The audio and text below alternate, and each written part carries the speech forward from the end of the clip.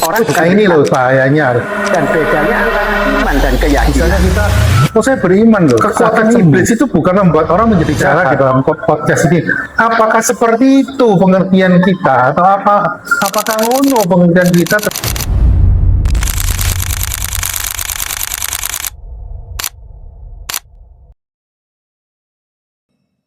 Oke, selamat datang kembali di acara podcast Opogono untuk menindaklanjuti tentang iman. Kemarin kita bicara cukup serius dan cukup padat Pak Johan mengenai iman. Mungkin ada tambahan dari Pak Johan berkaitan dengan iman supaya kita lebih mantap di pengertian iman. Silakan Pak Johan. Ya, baik. Terima kasih Pak Rudi. Kemarin kita akan bahas mengenai iman dan keyakinan. Tokohnya adalah Kristus. Jadi Ibrani 11 itu bicara mengenai iman. Jadi iman itu sebetulnya journey, perjalanan. Dari kita pertama sampai nanti kita bertemu dengan Tuhan. Itu satu perjalanan namanya iman. Nah, di dalam Ibrani 12 dibahas mengenai ketokohan. Jadi iman itu kita harus fokusnya sama siapa? Kepada Kristus. Jadi Ibrani 12 itu fokus kita itu harus kepada Kristus. Nah, kalau kita fokusnya sudah betul ke Kristus, pada akhirnya Tuhan bilang di Ibrani 13 ayat 5, aku sekali-kali tidak akan meninggalkan engkau. Aku sekali-kali tidak akan membiarkan engkau. Jadi orang yang beriman itu Tuhan jaga, betul-betul Tuhan pelihara. Sehingga apa yang dikatakan di dalam Yohanes 15 ayat 5 dikatakan bahwa akulah pokok anggur dan kamulah ranting-rantingnya. Barang siapa tinggal di dalam aku di dalam dia, ia berbuah banyak. Sebab di luar aku, kamu tidak bisa berbuat apa-apa. Jadi di luar Tuhan, kita itu cuma punya keyakinan. Dan keyakinan itu tidak akan bisa kita tuh berbuat sesuatu yang besar, tidak mungkin. Tetapi melalui iman, di sini kita jelas bahwa Tuhan bilang, kalau kamu beriman, berarti kamu harus percaya kepada Kristus. Dan kamu harus di dalam Kristus. Di dalam Kristus baru kamu bisa melakukan sesuatu yang besar yang Tuhan mau untuk kita lakukan. Jadi bedanya kelihatan banget antara iman dan keyakinan di situ, Pak Rudi. Memang sesuatu yang tidak sederhana ya kalau kita mau bicara tentang iman ya. Seringkali kita merasa bahwa kita ini orang beriman, mengaku sebagai orang beriman, tapi persentase yang terbanyak itu seperti yang tadi Pak Johan sebutkan, itu bukan iman tapi suatu kepercayaan, keyakinan yang bisa jadi keyakinan itu bisa menghasilkan sesuatu yang mujizat juga. Tapi mujizat yang dihasilkan oleh iman itu adalah mujizat yang fokusnya adalah kepada Kristus. Ya, menuntut kita pada Kristus. Inilah yang seringkali kita tidak memahami bahwa kita ini beriman kepada siapa, yang akhirnya seringkali kita merasa kekecewaan. Misalnya kita, saya beriman loh, sakit sembuh. Padahal itu bukan iman, karena secara neuroscience yang namanya kesembuhan atau yang namanya jalan kehidupan menjadi lebih enak, itu kebanyakan juga bukan karena keajaiban atau karena kemahabesaran Tuhan, tapi bisa juga karena proses pendoktrinan diri sendiri yang dibuai oleh iblis yang akhirnya menjadi suatu distraksi. Nah ini loh bahayanya apa yang disebut dengan distraksi. Kekuatan iblis itu bukan membuat orang menjadi jahat, bukan membuat orang itu menjadi pembunuh, penipu, tapi dia mendistraksi manusia yang beralih dari fokusnya kepada Kristus, yang dalam konteks ini adalah iman yang kepada Kristus, itu iman kepada kepercayaan yang diyakini sendiri. Nah, hal inilah yang kita coba angkat bicara di dalam podcast ini. Apakah seperti itu pengertian kita atau apakah ngono pengertian kita terhadap keimanan yang betul? Karena tanpa keimanan yang benar, maka kita akan mengalami banyak kekecewaan. Oke, jadi apa yang disebut dengan iman dan kepercayaan ini memang kita harus betul-betul mengerti secara jelas dan harus bisa membedakan secara tajam. Karena tanpa pembedaan yang secara tajam dan benar, maka kita akan terjebak pada strategi iblis yang mendistraksi kita. Yang akhirnya kita merasa kecewa, tapi kekecewaan itu bukan karena Tuhan tidak mendampingi kita, tidak bersama dengan kita, atau tidak menjadikan iman itu sebagai anugerah, tapi kitanya sendiri yang istilahnya dipelesetkan oleh iblis. Kita menganggap kita beriman, terus akhirnya kita berpikir, kalau saya beriman berarti saya punya kekuatan. Banyak hal yang kita anggap seperti Musa, seperti Petrus yang bisa menyeberang laut atau bisa membelah laut. Ini orientasinya sama iblis itu dialihkan kepada itu kekuatan tongkatnya Musa, atau itu kekuatannya dari si Petrus, sehingga dia bisa membuat air itu menjadi daratan, bisa dirangkai.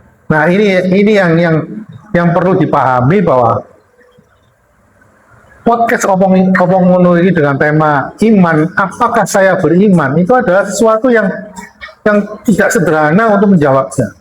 Kita perlu kontemplasi, perlu perenungan, kita perlu pendalaman, dan perlu kejujuran. Nah, yang paling berat ini adalah pada saat poin apa? Pada saat poin kita harus memilih kejujuran. Tanpa kejujuran kita tidak akan mendapatkan pengertian iman yang salah. Saya kira, apakah seperti itu, Pak Johan? Ya, jadi gini, betul yang seperti Pak Rudi tadi bilang, antara iman dan keyakinan itu kan orang bilang kan beda-beda tipis. Beda-beda tipis.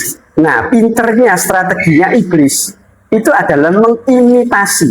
Betul. Ya, jadi yang asli diimitasi sama iblis. Jadi seperti saya ngambil contoh sumpama. Contoh tadi saya ambil Abraham.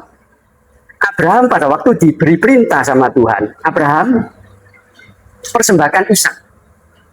Terus Abraham tanya, bagaimana caranya? Ya, kamu nanti akan saya tunjukkan ke gunung mana. Akan saya tunjukkan, kamu jalan aja. Nah, pada waktu Abraham dengar Abraham persembahkan Ishak, itu dia kan bergumul luar biasa. Nggak mungkin dia nggak bergumul. Jadi dalam beberapa hari itu dia bergumul luar biasa. Mempertanyakan Tuhan. Iya, pasti dia bertanya loh. Dalam hatinya dia pasti tanya loh, Tuhan ini benar lah. Iya toh, ini kan putra satu-satunya yang saya terima pada usia saya sudah tua, bukan tua kok, tua renta gitu. Dan perjanjian lagi. Nah, anak perjanjian lagi, satu-satunya lagi, dan itu yang bakalan yang digadang-gadang sama Abraham bahwa sesuai dengan janjinya Tuhan, dia akan menjadi suatu bangsa yang besar melalui Ishak. Tetapi waktu Tuhan bilang Abraham persembahkan Ishak, Abraham pasti berpikir, Tuhan ini ada yang nggak benar kayaknya, ya toh. Tetapi yang namanya iman itu anugerah Tuhan berikan kepada Abraham, sehingga Abraham bisa taat. Dan iman itu sebetulnya membawa kita kepada satu action, yaitu kita taat kepada perintah. Perintahnya siapa? Ya perintahnya Tuhan pasti. Dan Tuhan kasih kita kekuatan. Abraham diberikan kekuatan sehingga sesuatu yang nggak mungkin dia kerjakan, dia kerjakan. Sehingga Abraham disebut apa? Bapak orang beriman. Ya, pada waktu dia kerjakan itu, pada ujungnya Tuhan memberikan apa? Domba. Sehingga Ishak tidak perlu dipersembahkan, tetapi yang dipersembahkan adalah pada akhirnya domba. Sehingga di dalam peristiwa Abraham ini kita melihat apa? Ada sesuatu pada ujungnya itu kelihatannya seperti spektakuler. Ya, tetapi yang Tuhan ingin tunjukkan itu bukan spektakulernya, tetapi Tuhannya ini. Jadi ini bedanya. Jadi iman yang benar itu akan menuju kepada satu titik, yaitu kepada Tuhan. Bahwa Tuhan itu memberikan satu ujian yang pada ujungnya bahwa Abraham harus melihat ke Tuhan, bukan melihat ke yang spektakuler.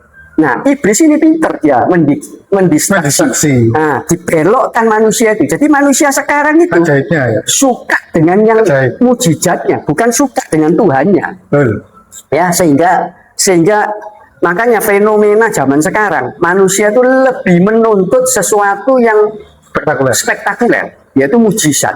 Padahal Tuhan tidak menuntut itu. Sehingga pada waktu peristiwanya Ayub juga gitu kan. Ayub itu diuji sama Tuhan sampai sedemikian sehingga terakhir dia bilang apa? Di Ayub 42 ayat 5. pada akhirnya aku melihat Tuhan. Wajah Jadi dengan wajah. iya, bukan aku cuma dengar dari orang. Apa kata orang? Apa kata orang, katanya Tuhan itu begini, bukan. Tetapi iman itu akan membawa kita kepada Tuhan sendiri. Sehingga kalau ada orang yang dipuji sama Tuhan, sehingga Paulus berkata apa di dalam suratnya dia? Bersyukurlah, bersukacitalah kamu di dalam penderitaan, di dalam itu kan nggak gampang. Orang menderita kok disuruh bersyukur, kan nggak mungkin dong. Paradok. Itu adalah contoh iman yang benar. Iya, ini kan paradok. Tetapi justru itu yang Tuhan ingin nyatakan, bahwa iman itu akan membawa kita kepada Tuhan, membawa kita kepada Kristus, sehingga kita melihat Tuhan. Oh iya betul, Tuhan itu ada, Tuhan itu hidup, Tuhan itu menyertai saya, dan Tuhan itu satu langkah demi satu langkah akan memimpin saya menuju kepada siapa? Yang menuju kepada Dia sendiri, bukan kepada kuasa lain, bukan yang spektakuler. Betul. Jadi itu iman yang benar itu kira-kira seperti itu, Pak Rudi. Ya, itu yang disampaikan Pak Johan ini menjadi jawaban apa ngononya itu, ini menjadi ngononya Pak. Ya. Ngononya itu adalah iman itu harus punya tokoh. Tokohnya itu adalah siapa? Kristus. Dengan beriman kepada Kristus maka kita mempunyai ketaatan. Kita mempunyai ketaatan dan kita melakukan mengambil langkah untuk bertindak. Jadi iman yang benar ini kita harus jelas siapa yang kita imani. Setelah kita sudah jelas siapa yang kita imani, maka kita harus mendengarkan perintah Dia. Perintah Dia harus dilakukan apa? Ambil tindakan. Setelah ambil tindakan, laksanakan dengan ketaatan. Nah, inilah iman yang benar. Jadi bukan spektakulernya, bukan ajaibnya, bukan apa ya zaman sekarang ini. Kalau miskin jadi kaya, sakit sembuh, nggak punya pacar jadi punya pacar, nggak punya anak jadi punya anak. Nah, ini yang salah.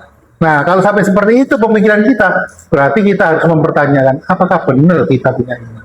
Saya kira gitu ya. Ya, betul Pak Rudi. Ya. Oke, terima kasih.